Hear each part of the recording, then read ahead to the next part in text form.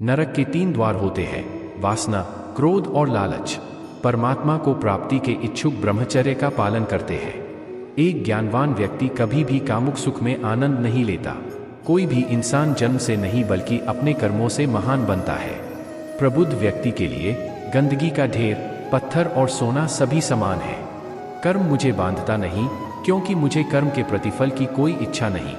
जिस प्रकार अग्नि स्वर्ण को परखती है, उसी प्रकार संकट वीर पुरुषों को समय से पहले और भाग्य से अधिक कभी किसी को कुछ नहीं मिलता है। कर्म के बिना फल की अभिलाषा करना व्यक्ति की सबसे बड़ी मूर्खता है। यह सृष्टि कर्म क्षेत्र है। बिना कर्म किए यहाँ कुछ भी हासिल नहीं हो सकता। जो मन को नियंत्रित नहीं करते उनके लिए वह शत्रु के समान कार्य करता है। जो दान बिना सत्कार के कुपात्र को दिया जाता है वह तमस दान कहलाता है। अपने अनिवार्य कार्य करो, क्योंकि वास्तव में कार्य करना निष्क्रियता से बेहतर है। सदैव संदेह करने वाले व्यक्ति के लिए प्रसन्नता ना इस लोक में है, ना ही कहीं और। फल की अभिलाषा छोड़कर कर्म करने वाला पुरुष ही अपने जीवन को सफल बनाता है। जो हुआ वह अच्छा हुआ, जो हो रहा है वह अच्छा हो रहा है, जो होगा वो भी अच्छा ही होगा। मेरा तेरा, छोटा बड़ा, अपना पराया, मन से मिटा दो, फिर सब तुम्हारा है और तुम सबके हो। मन की गतिविधियों, होश, श्वास और भावनाओं के माध्यम से भगवान की शक्ति सदा तुम्हारे साथ है। धरती पर जिस प्रकार मौसम में बदलाव आता है, उसी प्रकार जीवन में भी सुख दुख आता जाता रहता है। लोग आपके अपमान के बारे में हमेशा बात करेंगे। सम्मानित व्यक्ति के लिए अपमान मृत्यु से भी बदतर है। आत्मज्ञान की तलवार से अपने हृदय से अज्ञान के संदेह को काटकर अलग कर दो। उठो, अनुशासित रहो। सफलता जिस ताले में बंद रहती है वह 2 चाबियों से खुलती है। एक कठिन परिश्रम और दूसरा दृढ़ संकल्प। मैं भूतकाल, वर्तमान और भविष्य काल के सभी जीवों को जानता हूँ, लेकिन वास्तविकता में मुझे कोई नहीं जानता है। जो दान कर्तव्य समझकर बिना किसी संकोच के किसी जरूरतमंद व्यक्ति को दिया जाए वह सात्विक माना जाता है। जो पुरुष सुख तथा दुख में विचलित नहीं होता और इन दोनों में संभाव रहता है वह निश्चित रूप से मुक्ति के योग्य है।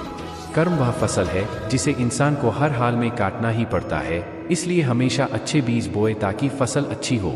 जो लोग भक्ति में श्रद्धा नहीं रखते वे मुझे पा नहीं सकते, अतः वे इस दुनिया में जन्म मृत्यु के रास्ते पर वापस आते रहते हैं। मैं धरती की मधुर सुगंध हूँ, मैं अग्नि की ऊष्मा हूँ, सभी जीवित प्राणियों का जीवन और सन्यासियों का आत्मसंयम भी मैं ही हूँ। वह जो सभी इच्छाएं त्याग देता है और मैं और मेरा की लालसा और भावना से मुक्त हो जाता है, उसे शांति प्राप्त होती है। मेरे लिए ना कोई घृणित है ना प्रिय, किंतु जो व्यक्ति भक्ति के साथ मेरी पूजा करते हैं वो मेरे साथ हैं और मैं भी उनके साथ हूँ। मनुष्य को जीवन की चुनौतियों से भागना नहीं चाहिए और न ही भाग्य और ईश्वर की इच्छा जैसे बहानों का प्रयोग करना चाहिए। भगवद गीता के सुविचार, मनुष्य को परिणाम की चिंता किए बिना, लोभ लालच बिना एवं निस्वार्थ और निष्पक्ष होकर अपने कर्तव्यों का पालन करना चाहिए। जिस तरह प्रकाश की ज्योति अंधेरे में चमकती है, ठीक उसी प्रकार सत्य भी चमकता है। इसलिए हमेशा सत्य की राह पर चलना चाहिए। जिस मनुष्य के अंदर ज्ञान की कमी और ईश्वर में श्रद्धा नहीं होती, वो मनुष्य जीवन में कभी भी आनंद और सफलता को प्राप्त नहीं कर पाता। जब जब इस धरती पर पाप, अहंकार और अधर्म बढ़ेगा, तो उसका विनाश कर धर्म की पुनः स्थापना करने हेतु मैं अवश्य अवतार लेता रहूँगा। वह व्यक्ति जो अपनी मृत्यु के समय मुझे याद करते हुए अपना शरीर त्यागता है, वह मेरे धाम को प्राप्त होता है और इसमें कोई संशय नहीं है। जन्म लेने वाले के लिए मृत्यु उतनी ही निश्चित है जितना कि मृत होने वाले के लिए जन्म लेना। इसलिए जो अपरिहार्य है उस पर शोक मत करो। वह जो वास्तविकता में मेरे उत्कृष्ट जन्म और गतिविधियों को समझता है, वह शरीर त्यागने के बाद पुनः जन्म नहीं लेता और मेरे धाम को प्राप्त होता है। जो होने वाला है वो होकर ही रहता है और जो नहीं होने वाला वह कभी नहीं होता। ऐसा निश्चय जिनकी बुद्धि में होता है उन्हें चिंता कभी नहीं सताती है। अपने परम भक्तों जो हमेशा मेरा स्मरण या एक चित्त मन से मेरा पूजन करते हैं, मैं व्यक्तिगत रूप से उनके कल्याण का उत्तरदायित्व लेता हूँ। जो कोई भी व्यक्ति जिस किसी भी देवता की पूजा विश्वास के साथ करने की इच्छा रखता है, मैं उस व्यक्ति का विश्वास उसी देवता में दृढ़ कर देता हूँ।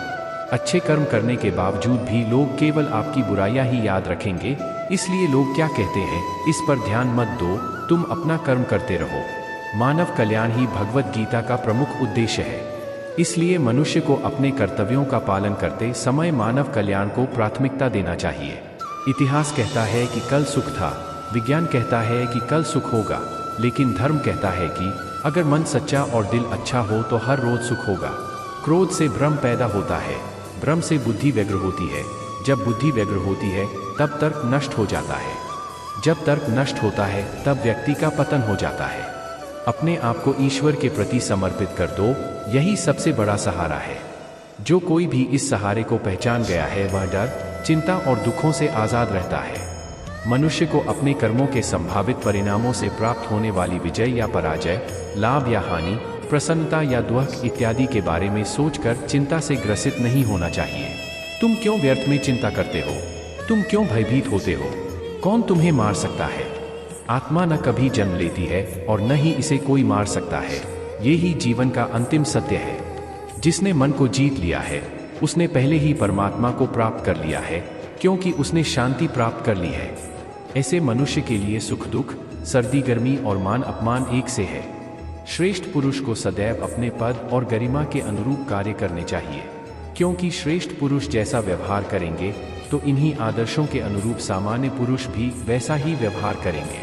युक्ताहार विहारस्य युक्त चेष्टस्य कर्मसु युक्त स्वप्नावबोधस्य योगो भक्ति दु खहा।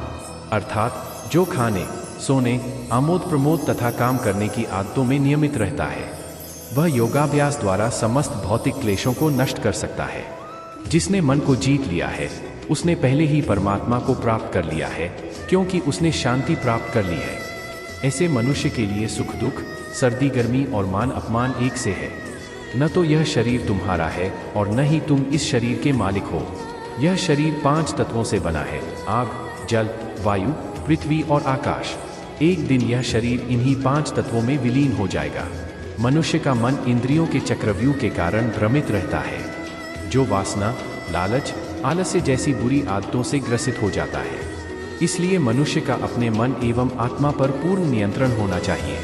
मनुष्य को अपने धर्म के अनुसार कर्म करना चाहिए, जैसे विद्यार्थी का धर्म विद्या प्राप्त करना, सैनिक का धर्म देश की रक्षा करना आदि। जिस मानव का जो कर्तव्य है उसे वह कर्तव्य पूर्ण करना चाहिए।